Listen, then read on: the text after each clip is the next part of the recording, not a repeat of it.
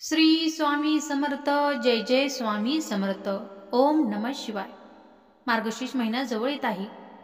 आज आपण या व्हिडिओमध्ये मार्गशीर्ष सोमवार व्रतकथा याचे श्रवण करणार आहोत। फक्त 5 मिनिटे वेळ द्या। मार्गशीर्ष मासातील प्रत्येक सोमवार हा भगवान शिव यांना अत्यंत प्रिय मानला जातो।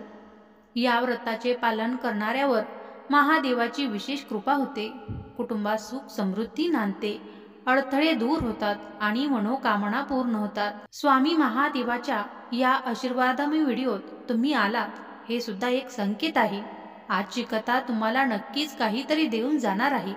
कृपया चॅनल सबस्क्राइब करा, जेणेकरून त्यांची कृपा रोज तुमच्यापर्यंत पोहोचेल। चला तर मग आपण आता कथेला सुरुवात करूया। प्राचीन काळी एका गावात अत्यंत गरीब पण मनाने अतिशय भक्तिमान असा एक ब्राह्मण राहत होता। त्याचे नाव होते सोमशर्मा। त्याची पत्नी सुशीलाबाई अतिशय संयमी, पवित्र आणि देवभक्त होती। घरात अन्नधान्याची सदैव कमतरता असे, कुठेही मदत मिळत नसे। अनेकदा तर संपूर्ण कुटुंब उपाशी झोपावे लागे। पण या सर्व संकटातही त्यांचा भगवान शिवावर अढळ विश्वास होता। एके वर्षी मार्गशीर्ष महिना सुरू झाला। त्या महिन्यातील पहिल्या सोमवारी सुशीलाबाई शिव मंदिरात गेली, तेव्हा तेथील वृद्ध पुजारी म्हणाला, लेकी, मार्गशीर्ष महिन्यातील सोमवार अत्यंत पवित्र आहे। या सोमवाराचे व्रत श्रद्धेने केले तर महादेव सर्व दुःखांचा अंत करतात। हे ऐकताच तिने मनातच संकल्प केला, यावर्षी मी मार्गशीर्ष महिन्यातील सर्व सोमवार उपवास करीन आणि शिवपूजन करीन। पहिल्या सोमवारी तिने लवकर उठून स्नान केले। गाईच्या दुधाने, जलाने आणि बेलपत्राने शिवलिंगावर अभिषेक केला। दिवसभर उपवास केला आणि मनात सतत ओम नमः शिवाय या मंत्राचा जप केला। त्या दिवशी ती जेव्हा रात्री झोपली तेव्हा तिला स्वप्नात एक तेजस्वी साधू दिसले। साधू म्हणाले, वत्से, तुझ्या व्रताचे महादेवांनी मनापासून स्वागत केले आहे। पुढील सोमवार अधिक भक्तीने कर, तुझे सर्व कष्ट दूर होतील। पुढील सोमवारीही तिने मनोभावे व्रत केले। त्या दिवशी गावात अचानक एक धनाढ्य व्यापारी आला। त्याला राहण्यासाठी जागा नव्हती। ब्राह्मणाने त्याला आपल्या छोट्याशा घरात जागा दिली। त्या व्यापाऱ्याने त्यांच्या आदरातिथ्याने प्रसन्न होऊन त्यांना अन्नधान्य, वस्त्रे आणि थोडी रक्कम दिली। घरात पहिल्यांदाच भरपूर अन्न आले, पण तरीही त्या दोघांनी प्रथम महादेवाला नमन केले आणि मग भोजन केले। तिसरा सोमवार आला। त्या दिवशी सुशीलाबाई अभिषेक करत असताना मंदिरात तेजाचा एक प्रकाश प्रकट झाला। कुणालाही ते दिसले नाही, फक्त तीच पाहू शकत होती। तेजातून आवाज आला, वत्से, तुझी श्रद्धा मला प्रिय आहे। तुझ्या घरात आता दुःख राहणार नाही, समृद्धी येईल। त्या दिवसापासून त्यांच्या घरात अडचणी दूर होऊ लागल्या। ब्राह्मणाला एक चांगली नोकरी मिळाली। घरात शांती, प्रसन्नता येऊ लागली। चौथा सोमवार हा त्यांच्या आयुष्यातील सर्वात महत्त्वाचा होता। त्या दिवशी ब्राह्मण दाम्पत्याने शिवलिंगावर पंचामृताचा अभिषेक करून शिवाष्टक आणि महामृत्युंजय जप उच्चारले। पूजा संपल्यानंतर ते दोघे मंदिरातच बसून होते। अचानक मंदिरात एक सुंदर, दिव्य, तेजस्वी रूप धारण करून स्वयं भगवान शंकर त्यांना समोर प्रकट झाले। ते म्हणाले, वत्सो, तुमची गरिबी, दुःख, अडचणी, सर्व संकटे तुमच्या भक्तीने आणि मार्गशीर्ष सोमवार व्रताने नष्ट झाली आहेत। जो कोणी हा व्रत श्रद्धेने करील त्याच्या घरातून दुर्भाग्य नाहीसे होईल। सुख, शांती, ऐश्वर्य, निरोगीपणा, समाधान आणि मोक्ष मार्गाची सिद्धी त्यास मिळेल। हे बोलून भगवान शिव अदृश्य झाले। ब्राह्मण दाम्पत्य आनंदाने रडू लागले। त्यांच्या जीवनात त्या दिवसापासून कधीही दुःख आले नाही। घरात अन्नधान्य, पैसा, आदर, सुख आणि सौख्य यांचा वर्षाव झाला। तेव्हापासून संपूर्ण गावात आणि नंतर अनेक प्रदेशात मार्गशीर्ष सोमवारीचे व्रत पाळले जाऊ लागले। आता या व्रताचे फळ काय मिळते? घरातील दारिद्र्य दूर होते, आरोग्य सुधारते, विवाह व संतान बाधा दूर होते, नोकरी व्यवसायातील अडथळे दूर होतात, मनोकामना पूर्ण होते, घरात समृद्धी, शांती आणि सौभाग्य लाभते, महादेवाचे अखंड संरक्षण मिळते। हे महादेव शंकर, मार्गशीर्षातील या पावन व्रताची कृपा आम्हा सर्वांवर राहो। आमच्या मनातील, घरातील, मार्गातील सर्व अडथळे दूर होत आमच्या कुटुंबाला आरोग्य, सुख, शांती, समृद्धी आणि मोक्ष मार्गाची बुद्धी प्रदान कर। चला तर मग ओम नमः शिवाय हा मंत्र आपण 21 वेळा म्हणूयात।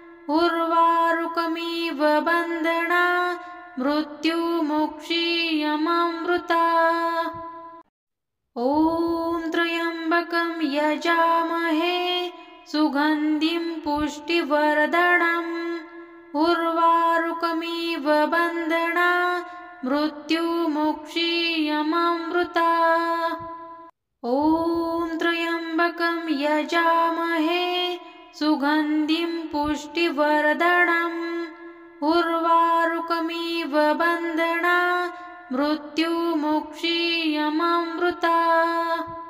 ॐ त्र्यम्बकं यजामहे सुगन्धिं पुष्टिवर्धनम् उर्वारुकमिव बन्धना मृत्युमुक्षीयमामृता। ॐ त्र्यम्बकं यजामहे सुगन्धिं पुष्टिवर्धनम् उर्वारुकमिव बन्धना मृत्युमुक्षीयमामृता। ॐ त्र्यम्बकं यजामहे सुगन्धिं पुष्टिवर्धनम् उर्वारुकमिव बन्धना मृत्युमुक्षीयमामृता।